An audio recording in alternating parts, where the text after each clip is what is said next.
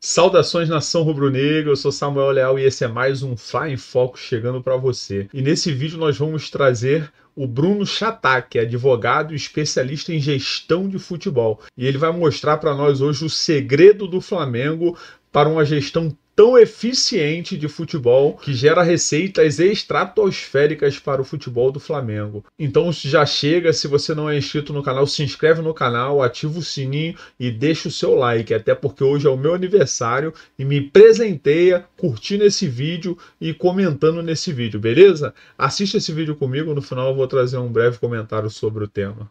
Acho que o Flamengo, comparado aí com o final do ano passado, né, do quarto trimestre, acaba tendo notícias muito positivas para sua torcida.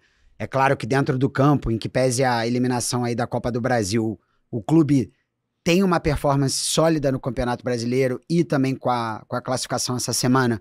Enquanto a gente grava, né, o Flamengo eliminou o Internacional e vai projetar voos maiores, está muito na situação ali de 2019. Agora, eu, como um verdadeiro amante, né, das finanças, eu tô muito empolgado com esse episódio porque a gente tá com muita matéria, muita substância para falar justamente do porquê que o Flamengo tá vivendo esse momento positivo dentro do campo.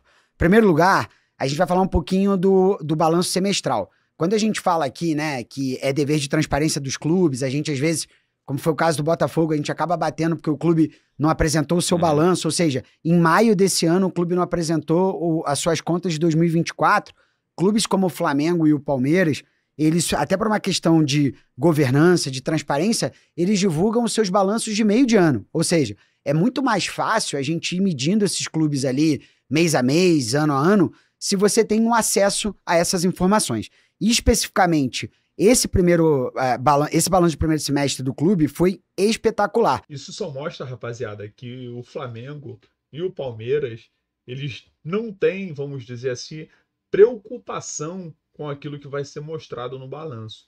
Mas nem sempre foi assim. O Flamengo também já passou por esses problemas e há alguns anos atrás demorava para divulgar seu balanço anual, passava muitas das vezes do prazo de apresentava com atrasos, com informações duvidosas. Isso já é um reflexo da organização do clube Flamengo e também do Palmeiras.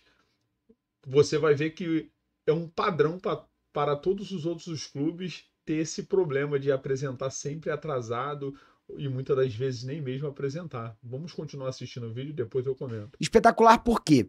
O Flamengo ele projeta cerca de 711 milhões de reais de receita no primeiro semestre. E aí todo mundo vai falar, poxa, Bruno, mas então se até junho o Flamengo faturou 711, isso significa que ele vai faturar 1,4 bi no segundo semestre.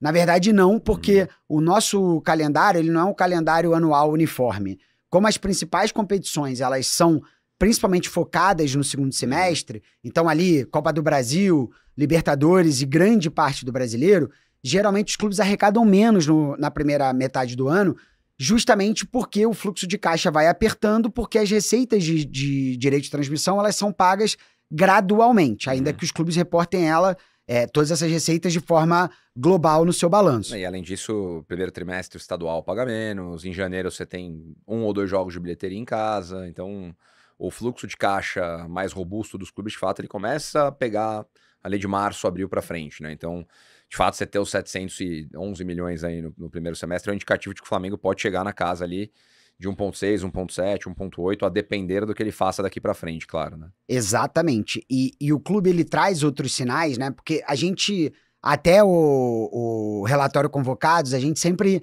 brincava assim, quanto que seu clube arrecada e quanto que seu clube deve. Conforme a gente foi vivendo aí esses anos de análise, você começa a prestar atenção em outros pequenos detalhes que são igualmente importantes. Então, por exemplo, o clube, ano passado, faz a compra do terreno do gasômetro e hoje a gente tem aí uma incerteza se vai construir estádio, não vai, mas o fato é que o clube gastou cerca de 180 milhões de reais para fazer a aquisição desse imóvel. E é óbvio que o clube ele transforma fluxo de caixa em um ativo imobilizado, não perde dinheiro, mas é um ativo imobilizado com uma única destinação. E aí o Flamengo, na virada do ano, quem olha para a janela que o Flamengo fez, estava com um caixa mais apertado. A gente sabe que a taxa Selic está aí nos seus 15% em patamar, que é um valor altíssimo. Então, qualquer empréstimo que você tenha que fazer, isso gera um ônus muito grande para o fluxo de caixa. Então o Flamengo, não é que ele ficou sem dinheiro, mas ele teve que fazer um dever de casa muito mais apurado, que foi muito facilitado pela questão do Mundial de Clubes. Então quando o Flamengo traz no Mundial de Clubes uma receita de 150 milhões de premiação, fora todas as ativações publicitárias que o clube fez, isso traz um reforço de caixa muito positivo para o primeiro semestre da temporada. E mais do que isso, o clube pega um endividamento operacional líquido e já espreme muito isso. Ou seja, entre o que o clube tem em termos de ativos e contas a pagar e o que ele tem a receber, você vê que é um clube que está, como é que a gente pode dizer, né? Que está um clube levinho, né? Está um clube limpo. Isso é muito favorável para a situação que a gente tem, principalmente porque o clube, além de fazer uma janela sólida agora no meio de ano, que só vai ser computada aí no segundo semestre, o clube também vendeu jogadores, e aí se ele trouxe o Samuel Lino, trouxe o Carrascal, trouxe o próprio Saul também, que a gente sabe que tem luvas diluídas e tudo mais, o clube também fez a venda do Gerson à vista, que é algo muito pouco usual, né, um pagamento de multa rescisória, 25 milhões de euros, e também vendeu o Wesley para Roma. Então, o clube, por mais que a gente veja algumas notícias de gastos recordes na janela, a janela de venda também foi muito acelerada para um ano de 2024, que ela não foi tão agressiva, e para um primeiro semestre que, salvo me engano, a grande venda foi o Fabrício Bruno, que nada mais assim do que deu uma pequena reforçada no caixa. E tudo que você está falando aí se resume em gestão de caixa, né? O pessoal vai ficar bravo comigo de novo, falar do Flamengo e do Palmeiras aqui, trazer o Palmeiras pro papo, mas as torcidas rivais têm levantado essa bola, né? Pô, como é que o Palmeiras gastou tanto esse ano, né? Chegando agora aí na ordem de 650 milhões de reais investido em reforços. Porque ele tem caixa para fazer isso, né? E o caixa vem das receitas recorrentes e vem das não recorrentes. A venda do Estevão, no caso do Palmeiras, a venda do Wesley e do Gerson, no caso do Flamengo, e de um caixa que já vem robusto. Então, você pega o primeiro semestre do Flamengo, outros dois números que me chamam a atenção, né, é a questão do superávit, né? Então, o Flamengo dá um superávit de 143 milhões de reais.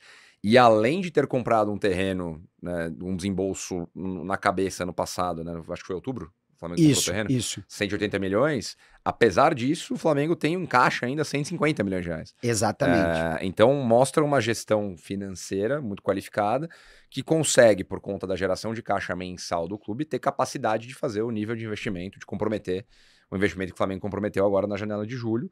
E a gente sempre falou, e vou continuar repetindo, que se o resto da galera não se organizar, a boca do jacaré vai continuar abrindo. O Flamengo e o Palmeiras vão ter cada vez mais poder de compra, o Flamengo e o Palmeiras vão ter cada vez mais bons jogadores à sua disposição, e a tendência é que eles ganhem mais, é o ciclo virtuoso do futebol. Então esse é o sinal amarelo piscando aí para os outros clubes de massa crítica, e todos os clubes do futebol brasileiro, se organizarem financeiramente, porque se você não tentar diminuir a distância para eles, ela vai continuar aumentando. E eu acho que isso também passa muito por uma questão de implementação de cultura.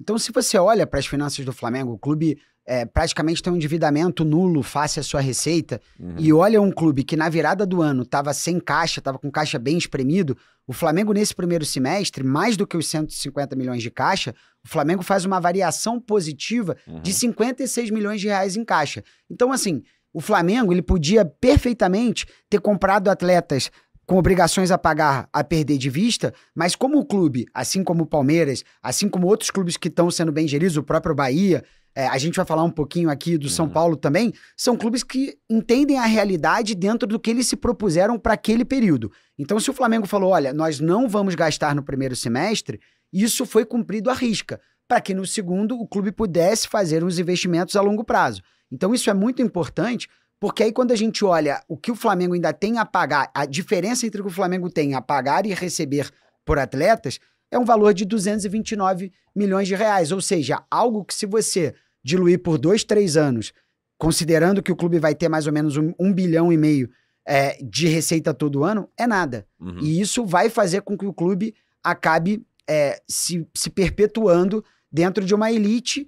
E se você tiver alguns outros clubes, como foi o caso do Atlético em 21 e do Botafogo ano passado, são clubes que podem sim, em um determinado ano, incomodar Flamengo e Palmeiras, mas sem planos resilientes e a longo prazo, isso vai ser apenas um certo namoro de verão. A tendência no Brasil, a longo prazo, é se tornar uma espécie de Espanha, de La Liga, onde Barcelona e Real Madrid dominam completamente o cenário. E de vez em quando, um ano ou outro, aparece um golfinho, né? Faz gracinha e depois desce para o fundo do mar novamente. Ou seja, um ou outro clube em um ano ou outro aparece, disputa ali um campeonato, como acontece lá um Valência da vida, um Sevilha, mas é esporádico. Por quê?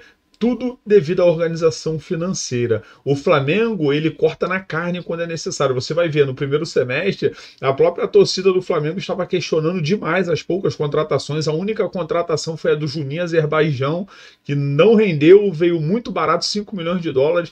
E agora você vê o Flamengo entregando um balanço onde o Flamengo fez as contratações astronômicas, uma janela espetacular, e o Flamengo ainda tem 56 milhões de reais positivos no caixa. Ou seja, a organização financeira, ela faz toda a diferença. E muitos vão falar, ah, não, mas isso não começou com Bandeira, começou com o grupo do Landim. Presta atenção numa coisa, pode fazer o melhor plano que você quiser para organizar as finanças do Corinthians, do São Paulo. São Paulo está se organizando agora, de qualquer outro clube que você imaginar aí. Se o presidente que estiver lá atual não tiver habilidade ou não tiver coragem para cortar na carne, de não fazer contratações, de correr risco de rebaixamento como o Flamengo correu antes de 2019, quando veio o ápice do Flamengo, com Bandeira de Melo, o Flamengo cortou na carne e correu o risco de ser até rebaixado, mas ele não fez contratações, mandou o melhor jogador do Flamengo, que na época era o Wagner Love, embora, porque o Flamengo não tinha condições de pagar. Então, você vê hoje a diferença do Flamengo com Bandeira de Melo, que, mas o plano veio do grupo do Landim, não me interessa de onde veio o plano de organização da gestão.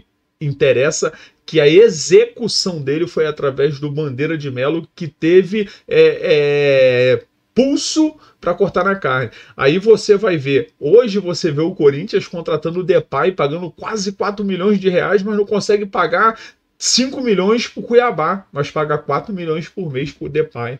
Então, se esses clubes não se organizarem, verdadeiramente vai virar um monopólio. Flamengo e Palmeiras vão ganhar tudo todos os anos. E esporadicamente vai aparecer um Atlético Mineiro, um Atlético Paranaense, que está até na segunda divisão agora, um São Paulo, um Santos, um Corinthians, com um investimento ali que não resolve o seu problema, mas eleva os gastos, as dívidas e dá títulos ali em um determinado ano, e depois coloca o time em uma prateleira abaixo novamente, porque não tem uma organização. Então, assim, é muito bom ser flamenguista e ver acontecendo tudo isso que está acontecendo com o Flamengo. Se você gostou desse vídeo, se você concorda comigo, comenta aí embaixo. Você concorda com essa análise que foi feita? Se não concorda, beleza. Também comenta aí que eu quero ouvir sua opinião, beleza? Se inscreve no canal, ativa o sininho e deixa seu like. Forte abraço, fiquem na paz!